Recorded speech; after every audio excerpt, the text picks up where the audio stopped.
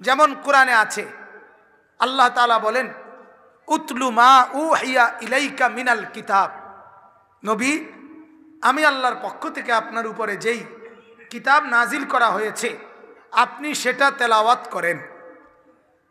আপনি কোরআন তেলাওয়াত করেন, তাহলে তার মানে কি শুধু নবীর দায়িত্ব কোরআন তেলাওয়াত করা আর আমাদের দায়িত্ব সাইয়া থাকা? তাইলে এর দ্বারা এটাই বোঝানো যেখানে আল্লাহর নবীকে আল্লাহ বলছেন সেখানে আমার জন্য বিধান তার চাইতে বেশি জরুরি। কি বলেন? আল্লাহ তাআলা বলেন ওয়া আকিমিস সালাহ, নবীকে বলছেন আপনি নামাজ আদায় করেন, নামাজ কায়েম করেন। তাহলে তার মানে কি শুধু নবীজি নামাজ পড়বে, আমরা পড়তে হবে কি? তাহলে কি বোঝা গেল? আদেশ করছেন নবীকে, কিন্তু বুঝাইছেন নবীকেও উম্মতকেও, উভয়কে। কোরআনে আছে আল্লাহ তাআলা বলেন লা তামুদ্দান্না আইনাইকা ইলা মা মাত্তানা বিহি, নবী বন্ধু আমার, চতুর্দিকের দুনিয়ায় আমি যেই অর্থ সম্পদ মাল দৌলত দুনিয়ার মধ্যে দিয়েছি, অনেক সমৃদ্ধি, এর কোনোটার দিকে কারো বাড়ি, কারো গাড়ি, কারো বিরাট জমি, কারো টাকা, এর কোনো কিছুর দিকে দুনিয়ার আপনি চোখ বড় করে তাকাবেন না। লা তামুদ্দান্না, লম্বা করবেন না চোখ আফসুসের দৃষ্টিতে। বাপ রে বাপ, কি বাড়ি রে, বাপ রে বাপ, কত কোটি টাকা দামের গাড়ি রে। এই যে মানুষ যখন এরকম কোনো কিছু দেখে আর তখন আশ্চর্য যখন হয় তখন তার চোখ বড় হয়ে যায়, চোখ টানা খায় আর কি, টানা খায়। বাপ রে বাপ, বিল্ডিং নিয়ে এইটা বললে চোখ একটু স্বাভাবিকতার চাইতে একটু টানা খায়, এটার মাদ্দুল আইন বলে, চোখ লম্বা করা। আল্লাহ বলে এমনটা করবেন না। তাহলে এটা কি শুধু নবীজির জন্য? কথা বলেন না, আমাদের জন্য। আল্লাহ তাআলা বলেন ওয়া'মুর আহলাকা বিস-সালাহ, হে নবী আপনি আপনার পরিবারের সদস্যদেরকে নামাজের আদেশ করুন। তাহলে এটা নবীকে বলছেন, এটা কি শুধুই নবীজির জন্য? কথা বলেন না, আমাদের জন্য? আমাদের জন্য। আল্লাহ তাআলা কোরআনে বলছেন হে নবী কুল্লি আজওয়াজিকা, আপনি আপনার স্ত্রীদেরকে বলেন তারা যেন মোটা ভারী চাদর দিয়ে নিজেদের শরীর পর্দায় আবৃত করে। তাহলে এটা কি শুধু নবীজির স্ত্রীদের জন্য? কথা বলেন না। এই এরকম অনেক অনেক কিছু কোরআনে আছে যথাযথ গুরুত্বের জন্য, অধিক গুরুত্বের জন্য আল্লাহ তাআলা নবীকে বলছেন আর আমাদেরকে উদ্দেশ্য করছেন। যেমন আল্লাহ তাআলা নবীকে বলছেন ফাসাব্বিহ বিহামদি রাব্বিক, আপনি আপনার রবের প্রশংসা মিশিয়ে তাসবিহ পড়েন। নবীজিকে বলছেন আল্লাহ। তাহলে আল্লাহর তাসবিহ, আল্লাহর প্রশংসা শুধু নবীজিকেই পড়তে বলছেন, ঠিক না? আমাদের জন্য? কথা বলেন না, আমাদের জন্য। আল্লাহ তাআলা নবীকে বলছেন ওয়াস্তাগফিরহু, আপনি আল্লাহ তাআলার কাছে ক্ষমা প্রার্থনা করেন। তাহলে এটা কি শুধু নবীজির জন্য? না, আমাদের জন্য, আমাদের জন্য। তাইলে প্রথম আমি এই কথাটা বললাম, কোরআনুল কারীমের মধ্যে এমন বহু জিনিস আছে আদেশ কিংবা নিষেধ আল্লাহ তাআলা করছেন, সেটা লক্ষ্য করে বলছেন নবীজিকে, কিন্তু বুঝাইছেন নবীকেও উম্মতকেও, আমাদেরকেও বুঝাইছেন। একই কর্তব্য নবীরও আমাদেরও, আমাদেরও। ঠিক এখানে একটা কর্তব্য আল্লাহ তাআলা নবীকে বলছেন। আপনারা এইমাত্র আমার শ্রদ্ধেয় হযরত মাওলানা ইসমাইল সাহেবের কাছে আমি যেটা এসে শুনতেছিলেন ওমা আরসালনাকা ইল্লা রাহমাতাল লিল আলামিন। আল্লাহ তাআলা আমাদের নবী সাল্লাল্লাহু আলাইহি ওয়াসাল্লামকে সারা পৃথিবীর জন্য রহমত হিসাবে রাসূল বানিয়েছেন। সুবহানাল্লাহ। এখন কোরআনে আরো একটা আয়াত আছে ওমা আরসালনাকা ইল্লা কাফাতাল লিন্নাস। নবীজি সাল্লাল্লাহু আলাইহি ওয়াসাল্লামকে আল্লাহ তাআলা বলেন, হে বন্ধু, আমি আপনাকে রাসূল বানিয়েছি কার কার জন্য? কাফাতাল লিন্নাস, আমার এই সৃষ্টি জগতে মানুষ বলতে যতজন তাদের সবার জন্য। মানুষ যদি আফ্রিকার জঙ্গলেও থাকে আপনি তারও রাসূল, মানুষ যদি হিমালয় পর্বতের চূড়াতেও থাকে আপনি তারও রাসূল, সবার জন্য আপনি। অস্ট্রেলিয়ায় থাকে আমার একজন ঘনিষ্ঠ মানুষ একবার বলছিলেন, দাওয়াত ও তাবলীগের সাথী, উনি অস্ট্রেলিয়াতে থাকে, বাংলাদেশি মানুষ, তাবলীগের মেহনত করে। তো উনি বললেন যে অস্ট্রেলিয়াতে শুধু কেমন 100-র চাইতে বেশি দ্বীপ আছে, দ্বীপ এলাকা, চতুর্দিকে সাগর, এক পাশে কোথাও মাটির এরিয়া, এটারে দ্বীপ বলে। কেমন 100-র বেশি দ্বীপ আছে। সভ্য পৃথিবীর কোনো আলো বাতাস আধুনিকতা কোনো কিছু তাদের মধ্যে নাই। তারা এক অন্য পৃথিবীর মনে হয় মানুষ, অন্য রকম চলাফেরা। কিন্তু তিনি বলেন, আলহামদুলিল্লাহ, আমরা সেই মানুষ যেখানে আলো নাই, বিদ্যুৎ নাই, আধুনিকতা নাই, পৃথিবীর কিছুর সাথে তাদের যোগাযোগ নাই, ওইখানেই খেয়ে পড়ে বাঁচে যারা। আমরা দাওয়াত ও তাবলীগের সাথীরা সেখানেও কালেমার দাওয়াত প্রচার করেছি, মুসলমান বানাইছি, কালেমাওয়ালা বানাইছি। তাইলে বোঝা গেল যেখানেই মানুষ, যেখানেই, আমি সেদিন এই কয়েকদিন আগে সন্দ্বীপ চট্টগ্রাম ওখানে গেছি, মাহফিলে 2 দিন ছিলাম। চতুর্দিকে উত্তাল সাগর, এই সাগরের ঢেউ পার হয়ে বঙ্গোপসাগর স্পিড বোট দিয়ে যাইতে হয়, বা ট্রলার আছে, আরও আছে, লঞ্চ আছে। তো চতুর্দিকে, মানে এটা মনে হয় যেন একটা থালা, একটা থালা, যেটা থালা আলগি দিয়ে রাখছে, আর চতুর্দিকে আপনার পানি থই থই করছে। সুবহানাল্লাহ। ওনারা বললেন ওই এলাকার মানুষ, এই দ্বীপের বয়স, সন্দ্বীপ, 3500 বছর। আমাদের নবী সাল্লাল্লাহু আলাইহি ওয়াসাল্লাম আগমন করছেন এই পৃথিবীতে 1500 বছর, দ্বীপের বয়স 3500 বছর। তো সেখানে এই সন্দ্বীপ, ওই এলাকায় আপনার চতুর্দিকে সাগর। আলহামদুলিল্লাহ, আমরাও নিজ চোখে দেখছি 5 লক্ষ অধিবাসী ওই দ্বীপে থাকে। তাদের বলা যায় শতকরা 99.5%-এর চাইতে বেশি সব মুসলমান। কিভাবে পৌঁছল কালে? এবং বাংলাদেশের বিখ্যাত আলেম, অনেক বড় বড় বুজুর্গ আলেম এই সন্দ্বীপের, সন্দ্বীপ থেকে তৈরি হয়েছে। এজন্য এখানে একটা কথা বলতেছিলাম যে কাফাতাল লিন্নাস, আল্লাহ তাআলা নবীকে বললেন যেখানেই মানুষ আপনি তাদেরই নবী, সবার জন্য। কুল ইয়া আইয়ুহান নাস ইন্নী রাসূলুল্লাহি ইলাইকুম জামিআ। আল্লাহ তাআলা বললেন, হে নবী, ভাইয়া ভিতরে বসে যদি হাসাহাসি করো না শুনলেই ভালো ছিল, তামসা করার চাইতে বাইরে হাঁটা ভালো।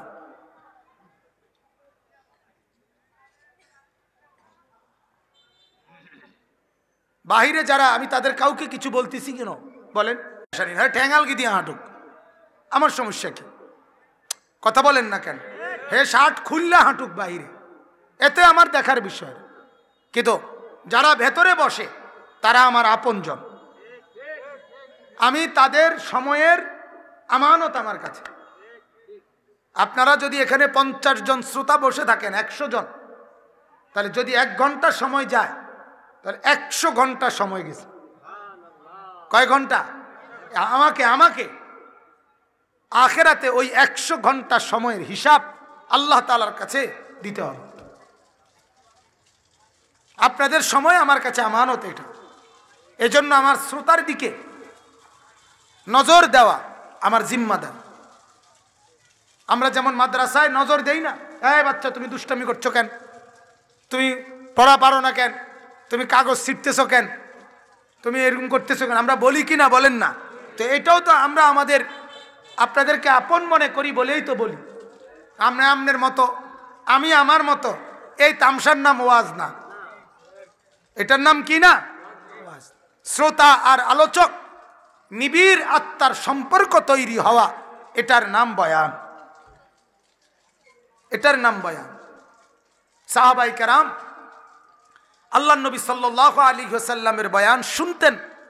হাদিসের মধ্যে আছে কাআন্না আলা রুউসিনা তাইর। হযরতে বারা ইবনে আযিব বলেন, যেন আমাদের মাথার উপরে পাখি বসতো, পাখি। আমরা একটু নড়তাম না নবীজির সামনে যখন বসতাম। এজন্য বাপ, এটা জরুরি। আমার ব্যক্তিগত তবিয়ত, আমি সব সময় এই তবিয়ত আমার, যেখানেই মাহফিলে যাই, শ্রোতা সদর বদর করবে, গাফেল আমি তাকে বয়ান করব, জি না, নালে না করলাম কি না বললাম। আমি তো কোনো পয়সার চুক্তিবদ্ধ গোলাম না, আল্লাহর জন্য বলা।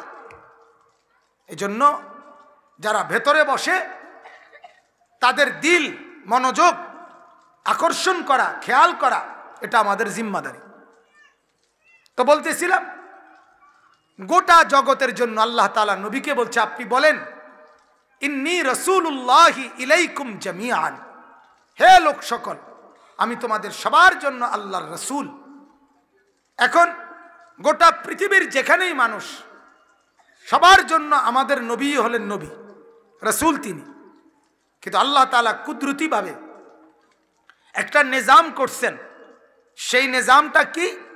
আল্লাহ তাআলা আমাদের নবীর হাতে 23 বছরে একদল উপযুক্ত মজবুত বাহিনী, কর্মী, সাহাবাদের জামাত আল্লাহ তাআলা নবীজির হাতে তৈরি করেছেন, যাদের মাথার চুল থেকে পায়ের নখ পর্যন্ত ভেতর বাহির জিন্দিগি, লেনদেন, আচরণ, বিশ্বাস, ইবাদত, আখলাক সব নবীজি সাজিয়ে তিল তিল করে 23 বছরে বলে দিলেন, আজকে আমার জিম্মাদারি পূর্ণ, এবার তোমাদেরকে গড়ে দিলাম, এবার তোমরা আমার এই মিশন, আমার এই মেহনত, আমার এই দাওয়াত, আমার এই কালেমা গোটা বিশ্বময়, পৃথিবীময় তোমরাই আমার মনোনীত, বাছাই করা, নির্বাচিত সাহাবী, তোমরা ছড়িয়ে দাও। ফলে সাহাবায়ে কেরাম সারা পৃথিবীতে আল্লাহর নবীর এই দ্বীন, কালেমা, এটা ছড়ায় দিয়েছেন, যার ফলে আজকে পৃথিবীর সর্বত্র ইসলাম পরিচিত। পৃথিবীর এমন কোনো দেশ নাই, পৃথিবীর এমন কোনো বৃহৎ অঞ্চল নাই যেখানে ইসলাম নামে একটি ধর্ম আছে অথচ এটা জানে না ওই এলাকার মানুষ। এমন কোনো মাটি, এমন কোনো ভূখণ্ড আল্লাহর জমিনে নাই। সুবহানাল্লাহ, এটা মালিকের ফয়সালা, আল্লাহ তাআলার কুদরতি নিজাম। ইসলাম সব জায়গায় পরিচিত। পৃথিবীতে অনেক ধর্ম আছে, আগের, বর্তমান, এমন অনেক ধর্মগুরু আছে, এমন অনেক মতবাদ আছে, পৃথিবীর অনেকেই জানে না, জানে না। কিন্তু ইসলাম জানে না, ইসলাম শুনে নাই, এমন কেউ নাই, এমন কেউ নাই। আল্লাহ তাআলার কুদরতি ইন্তজাম, সাহাবায়ে কেরাম তাদের মাধ্যমে আল্লাহ পৌঁছায় দিয়েছেন। আমার বলার উদ্দেশ্য এখন যে কথাটা, নবীজিকে আল্লাহ তাআলা বলছেন, এই দুইটা কথা মিলান। নবীজিকে আল্লাহ তাআলা বলছেন, আহারে ভাই রে, কি জানো আর ভাই কন্যা,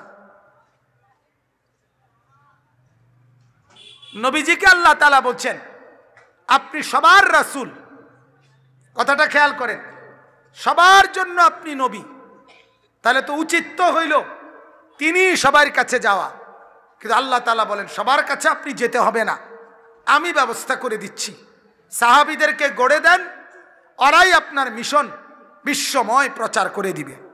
কিন্তু আল্লাহ তাআলা বলেন একটা ব্যাপারে, এটাই এই আয়াত, একটা ব্যাপারে নবী অন্য কারো হাতে দায়িত্ব দিলে হবে না, এটা আপনার জিম্মাদারি, আপনি পালন করতে হবে। এই কথাটা আমি বুঝাইতে চাচ্ছি। আপনি আফ্রিকায় আপনার সাহাবীরা দ্বীন প্রচার করবে, হিন্দুস্তানে আপনার সাহাবীরা দ্বীন প্রচার করবে, গোটা ইউরোপে আপনার সাহাবীরা দ্বীন প্রচার করবে, গোটা মধ্যপ্রাচ্যে আপনার সাহাবীরা দ্বীন প্রচার করবে, একেবারে দ্বীপ এলাকায় আপনার সাহাবীরা দ্বীন প্রচার করবে। কিন্তু একটি গ্রুপ তাদেরকে দ্বীন, ঈমানের কথা, আখিরাতের কথা, কবরের কথা, পরকালের কথা, হাসরের ভয়, এটা আপনি করতে হবে, অন্যকে দায়িত্ব দিলে হবে না। সেটাকে আল্লাহ তাআলা বলেন ওয়া আনদির আশীরাতাকাল আকরাবিন। বন্ধু, আপনার একান্ত স্বজন, আপনার একান্ত আপনজন যারা, তাদেরকে ভয় দেখানো, আখিরাতের, কবরের, জাহান্নামের, তাদেরকে হাসরের মাঠের ভয়, তাদেরকে পরকালের ভয়, এইটা আপনি করেন। আনজির, আপনি ভয় দেখান। আশীরাতাকাল আকরাবিন, যারা আপনার ঘনিষ্ঠ স্বজন, যারা আপনার মা, আপনার বাবা, আপনার স্ত্রী, আপনার ছেলে, আপনার মেয়ে, আপনার চাচা, আপনার মামা, আপনার ফুফা, আপনার খালু, আপনার দাদা, আপনার নানা, আপনার দাদি, আপনার নানি, এরকম আপনার মহল্লা, আপনার চতুর্দিকের আপনজন যারা, তাদের প্রত্যেককে কবরের ভয়, আখিরাতের ভয়, জাহান্নামের ভয় দেখানো, এটা অন্যের কাঁধে না, আপনার নিজের কাঁধে। আনদির, এখানে অন্যকে দায়িত্ব দিলে হবে না, এটা আপনি করবেন, আপনি করবেন। এই কথাটাই আমার কথা আছে। এটাই বাপ, যে কয়জন মনোযোগ দিয়ে শুনতেছেন আপনাদেরকেই বলতেছি, সবাই শোনার দরকার নাই। আমি ব্যক্তিগতভাবে আলহামদুলিল্লাহ আমার এই মালিকের দয়ায় 16-17 বছর ধরে আল্লাহ তাআলা যেটুকু কথা বলার তৌফিক দিছে, আমার জিন্দিগি আমি শ্রোতা গুইন্না বয়ান করি না। শ্রোতার নিয়ে আমার কোনো মাথা ব্যথা নাই। এখন পর্যন্ত আমি কোন পজিশনে পৌঁছছি এটা আমার এত হিসাবের দরকার নেই। পজিশনের খেতারে গিলাই পজিশন দিয়ে কিরমুখী কথা বোঝেন নাই, এগুলো দরকার নাই। আল্লাহর কথা বলে যাওয়া, আসরের পরে হোক, জোহরের পরে হোক, মাগরিবের পরে হোক।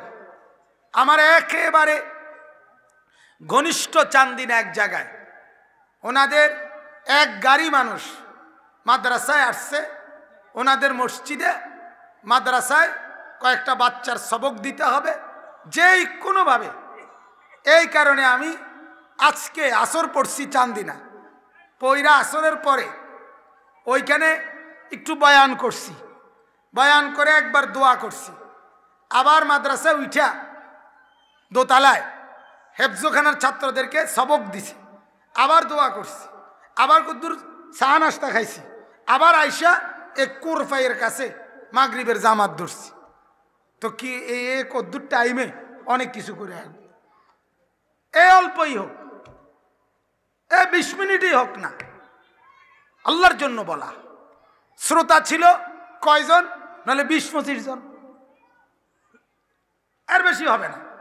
আর মাদ্রাসার গুড়া গুড়া ছাত্র কিছু, এগুলো বাদ দিলাম।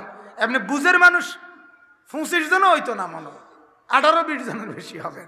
কি সমস্যা? কি সমস্যাটা কি? এতে প্রধান বক্তা, বিশেষ বক্তা, প্রধান আকর্ষণ, আন্তর্জাতিক খ্যাতি সম্পন্ন, এগুলো ধোকা, ধোকা, ধোকা, এগুলো ধোকা, এগুলা ধোকা। মহল্লার যিনি ইমাম, মহল্লার যিনি আলেম, আল্লাহর কসম, আলেম যদি সাঁতার দেশের থেকেও আসে আর মহল্লায় যিনি থাকে, মর্যাদায় দোনোজন সমান, বরাবর বরাবর। যেন আমি তো সবসময় বলি, এটা স্পষ্ট বলি আমি এই কথা। আরেক জায়গার থেকে হুজুর আসলে তার কপালে 60,000 টাকা জোটে, কিন্তু নিজ মসজিদের ইমাম, নিজ এলাকার কোনো ব্যক্তি, তার কপালে, তার মাদ্রাসার উস্তাদ, তার কপালে 2,000 টাকা জোটে না। এটা জুলুম এবং বেইনসাফি ছাড়া আর কিছু না। টাকার হিসাব বলি নাই, মানে বুঝাইতে চাইলাম। সবাইকে কদর করা, সবাইকে সম্মান করা। তাইলে বললাম আল্লাহ তাআলা বললেন ওয়া আনযির আশীরাতাকাল আকরাবিন। নবী, আপনার বিবিকে আপনি বলেন, আপনার ছেলেকে আপনি বলেন, আপনার মেয়েকে আপনি বলেন, আপনার মাকে আপনি বলেন, আপনার বাবাকে আপনি শিখান, আপনার চাচাকে আপনি বলেন কবরের ভয়, আখিরাতের ভয়, জাহান্নামের ভয়, পরকালের ভয় আপনি দেখান। আপনি কি বুঝলেন এখান থেকে? কি বুঝলেন? আপনাদের জিম্মাদারি এবার আপনারা বলেন। এটাই আমার বলা, আমাদেরও জিম্মাদারি ঠিক এটা। আমার বিবি, আমার ছেলে, আমার মেয়ে, আমার মা, আমার বাবা, আমার চাচা, আমার মামা, আমার স্বজন যারা, তাদেরকে নামাজ, রোজা, বন্দিগি, ঈমান, আমল, আখিরাত, পরকাল, কবর, হাসর, জাহান্নাম থেকে বাঁচানো, জান্নাতের উপযোগী গড়া। আল্লাহর কসম, এটাই একজন মুসলমান অভিভাবকের, যিনি বাপ, যিনি স্বামী, যিনি অভিভাবক মুসলমান, তার দায়িত্ব। এটাই দায়িত্ব। খাট, পালং, সোফা, বিল্ডিং, ফার্নিচার, ফ্রিজ, তারপরে ইট, বালু, সিমেন্ট, টাইলস, বিদেশ পাঠানি, বিয়া দেওয়া, এই সব কিছু সম্পূর্ণ দ্বিতীয় পর্যায়ের দায়িত্ব, দ্বিতীয় জিম্মাদারি। প্রথম জিম্মাদারি নামাজ, সেজদা, যাকাত, ইবাদত, বন্দিগি, কবরের ভয়, আখিরাতের ভয়, গুনাহমুক্ত জীবন। কিন্তু আশ্চর্য দুঃখের কথা এটাই, আজ আমরা মুসলমান, আমরা আমাদের ছেলে মেয়ে, বিবি বাচ্চার ভাত তরকারি, চাল ডাল, ঘর দুয়ার, দেশ বিদেশ, বিয়া শাদি, টাকা পয়সা, জামা, হাফ প্যান্ট, ফুল প্যান্ট, গেঞ্জি, এর তো ফিকির করি। চায়ের কাপ, নুনের বাড়ি, এটার ফিকির তো করি, কিন্তু কবরের ফিকির, আখিরাতের ফিকির, পরকালের ফিকির মোটেই করি না। সব ছেলে মেয়ে যতজন, সবার প্লেট ততটা, সবার জন্য রান্না বান্না সব ঠিক আছে, কিন্তু ছেলের নামাজ, মেয়ের নামাজ, স্ত্রীর পর্দা, মেয়ের পর্দা, সেটা কোথায়? আর এই দায়িত্ব আদায় না করে আল্লাহর কসম, যিনি যিনি কবরে যাচ্ছেন, আপনি কবরে যাওয়ার আগেই পূর্ণ ফিডার লাগা রেডি হয়ে যান। ছেলেকে বেনামাজি রাইখা, মেয়েকে বেনামাজি রাইখা, স্ত্রীকে বেপর্দা রাইখা, মেয়েকে বেপর্দা রাইখা, ঘরের মধ্যে রঙিন টেলিভিশন রাইখা আমনে কবরে থাকবেন, আর আমনের ঘরওয়ালা টেলিভিশন দেখবে, নাচবে, গাইবে, নর্তকীর নাচ দেখবে, আর আপনার কবরে আপনারে আদর করবে, বুটমুড়ি খাওয়াইবে, ঠিক না? আপনারে বনরুটি খাওয়াইব কবরে। রেডি থাকেন, রেডি থাকেন। এবার শুনেন, আল্লাহ নবী সাল্লাল্লাহু আলাইহি ওয়াসাল্লাম ফজরের নামাজের ওয়াক্তে তাফসীরে আছে, নিজের মেয়ে ফাতেমার ঘরের দুয়ার নেড়ে ফাতেমাকে ঘুম থেকে উঠাইছেন। বলছেন, মা উঠো, কুমি লিসসালাহ আনকিজি নাফসাকা মিনান নার। মা, নামাজের জন্য উঠো, জাহান্নামের আগুন থেকে নিজেকে বাঁচাও। ফা ইন্নী লা উগনি আনকা মিনাল্লাহি শাইআন। আমি তোমাকে আল্লাহর হাত থেকে হাসরের ময়দানে শুধু পরিচয় মুহাম্মদের মেয়ে এটা বললে বাঁচাইতে পারবো না। চাচা আব্বাস, হাদিসে আছে, হযরত আব্বাস নবীজির আপন চাচা, ওনার কাছে গিয়া চাচাকে বলছে, কুম, চাচা ওঠেন, জাহান্নামের আগুন থেকে নিজেকে বাঁচান। মুহাম্মদের চাচা বললে হাসরের ময়দানে হবে না। এরপরে ফুফু সাফিয়া, নবীজির একজন ফুফুর নাম সাফিয়া বিনতে আব্দুল মুত্তালিব, ওনার কাছে গিয়ে বলছে, ফুফু কৌমি, ফুফু উঠেন, নামাজের জন্য উঠেন, ফুফি, জাহান্নামের আগুন থেকে নিজেকে বাঁচান। মুহাম্মদের ফুফু বললে হাসরের ময়দানে আমি কোনো উপকার করতে পারবো? তাহলে বলেন, জিম্মাদারিটা কে আদায় করছে? নবীজি নিজে, না আবু বকরকে পাঠাইছে? ওমরকে পাঠাইছে না? ওমর, আমার চাচারে বুঝাও। ওসমানকে বলছে, না না, নিজে গেছে, নিজে গেছে। আবু তালেব, আপনারা জানেন, আবু তালেবকে কালেমা পড়াবার জন্য নবীজি সাল্লাল্লাহু আলাইহি ওয়াসাল্লাম কি পরিমাণ মেহনত করছে কোন? মৃত্যুর শেষ সেকেন্ড তখনও পর্যন্ত চেষ্টা করছে, করছে কি না বলেন না? শেষ সেকেন্ডে পর্যন্ত বলছে, চাচা কালেমাটা পড়েন, চাচা বলছে না পড়বো না, কালেমা পড়লে আমার নেতৃত্বে লজ্জা হবে, আমাকে আমার গোত্ররা লোকেরা মন্দ বলবে। আল্লাহর নবী বলছে কানে কানে বলেন, আমি কাউকে বলবো না। বলছে না বলবো না। আল্লাহর নবী বলছে চোখের পানি ফেলে, চাচা তাহলে আমি পড়ি কালেমাটা, আপনি শুধু ঠোঁটটা নাড়েন, আমি তাইলেও হাসরের ময়দানে আপনার জন্য আল্লাহর কাছে বলবো। না না, আবু তালেব বলছে না পড়বো না, ঠোঁটও নাড়বো না। আল্লাহর নবী বললেন চাচা আপনি তো আগুনে পুড়বেন, জাহান্নামের আগুনে জ্বলবেন। আবু তালেব বলছে মানুষের কাছে বেজ্জুতি হওয়ার চাইতে জাহান্নামের আগুনে পোড়া ভালো। ভালো।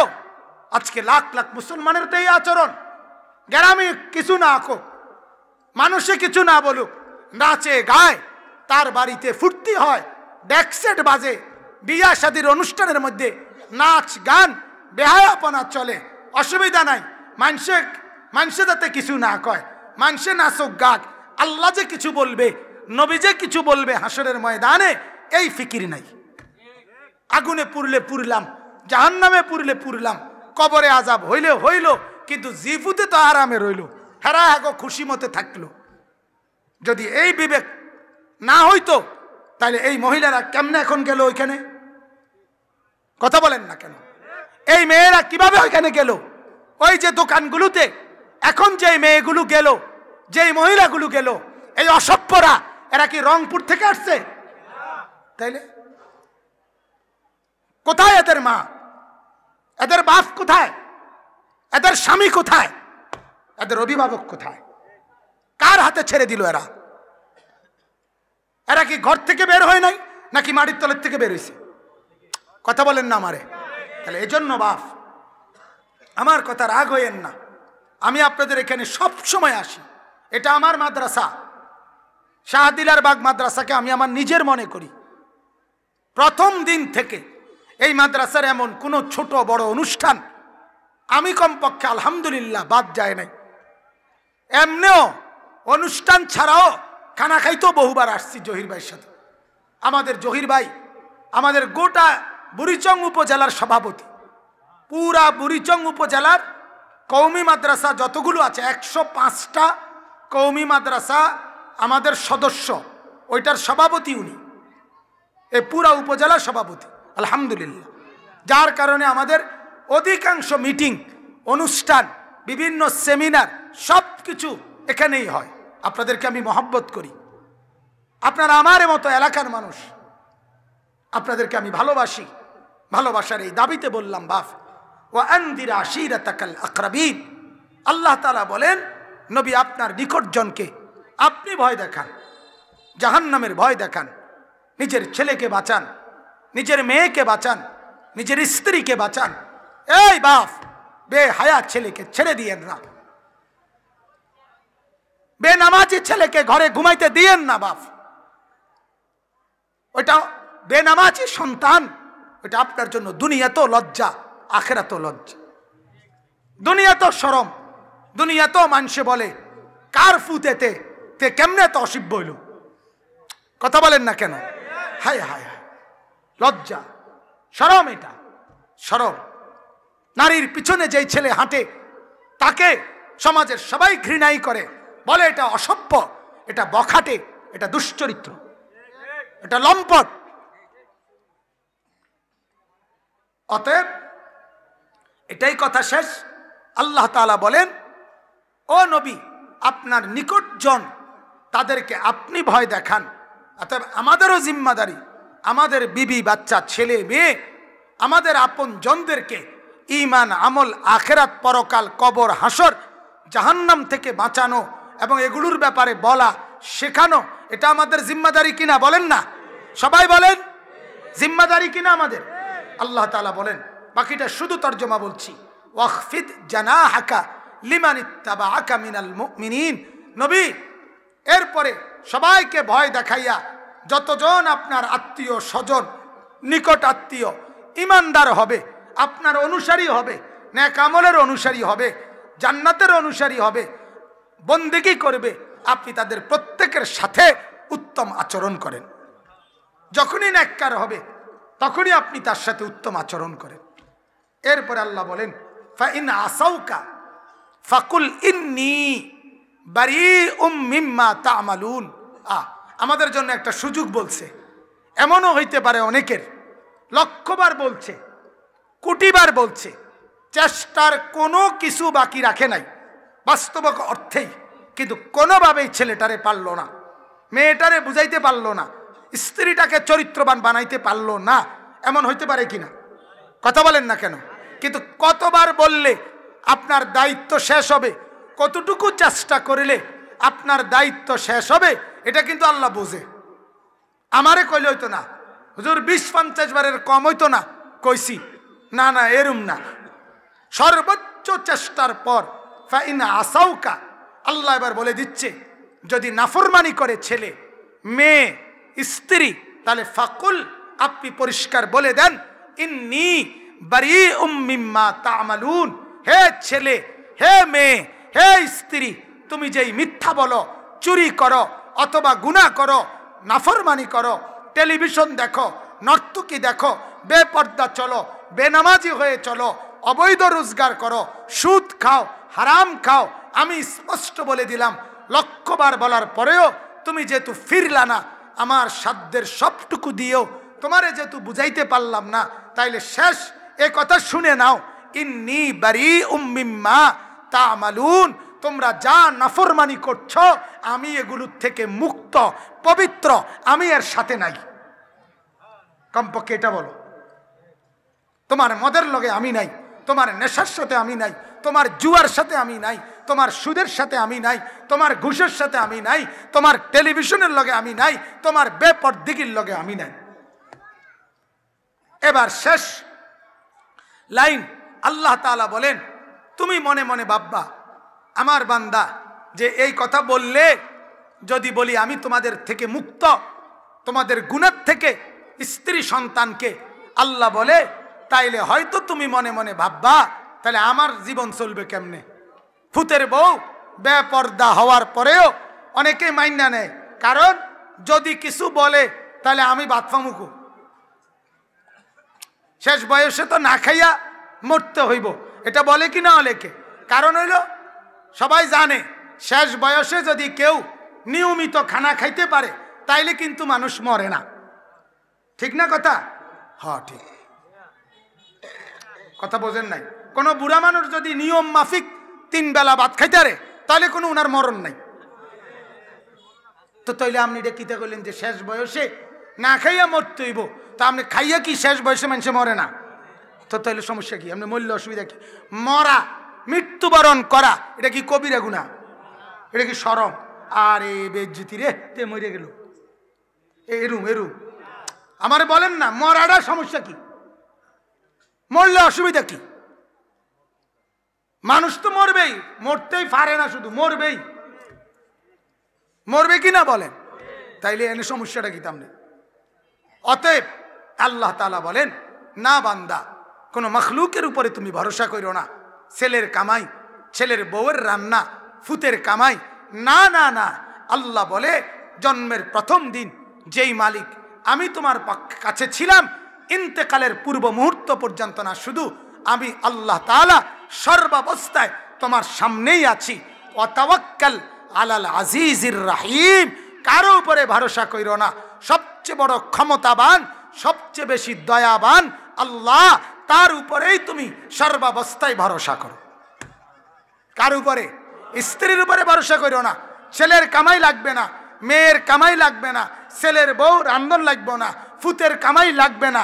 আল্লাহর কসম, আমার জন্য আমাকে চেয়ে দেখো, আল্লাহ বলে তোমার রিজিক 7 তবক জমিনের নিচে হলেও আমি পৌঁছায় দেব।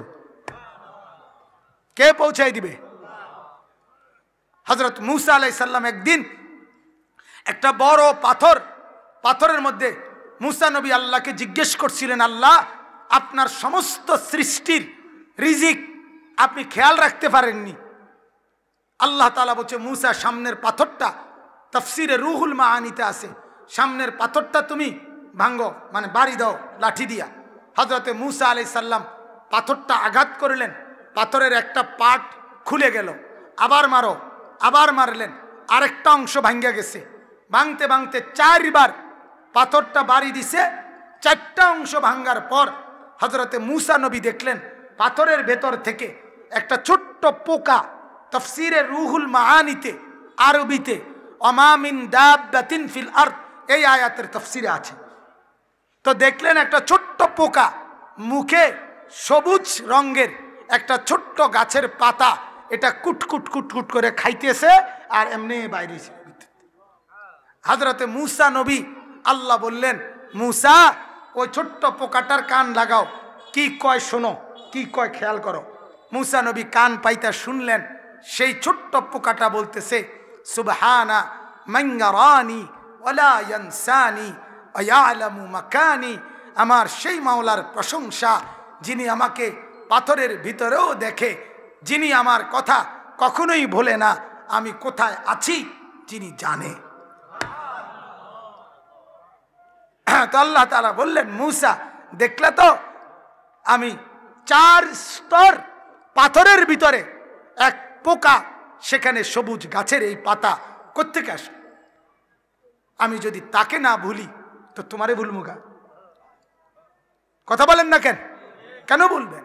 এজন্য বাপ ওয়া তাওয়াক্কাল আলাল আজিজির রহিম, সবচেয়ে বেশি ক্ষমতাবান দয়াবান আল্লাহর উপরে ভরসা করেন, মাখলুকের উপরে না। এজন্য আজকে এটাও কথা, আবারও কথা এটাই, নিজের স্ত্রী, নিজের ছেলে, নিজের মেয়ে, নিজের মা বাপ, নিজের পরিবার, নিজের স্বজন, এদের ঈমান, আমল, নামাজ, কোরআন, আখিরাত, পরকাল, জাহান্নাম থেকে বাঁচার ফিকির করবেন। বলেন ইনশাআল্লাহ, বলেন ইনশাআল্লাহ। প্রত্যেকেই চেষ্টা করেন, প্রত্যেকেই ফিকির করেন। ছেলে মেয়েকে নামাজি বানান, স্ত্রীকে পর্দানশীল বানান, মেয়েকে পর্দানশীল বানান। হাজারো পুরুষের উপভোগ আর নজরের সামগ্রী বানায়েন না। আল্লাহ তাআলা আমাদেরকে তৌফিক দেন।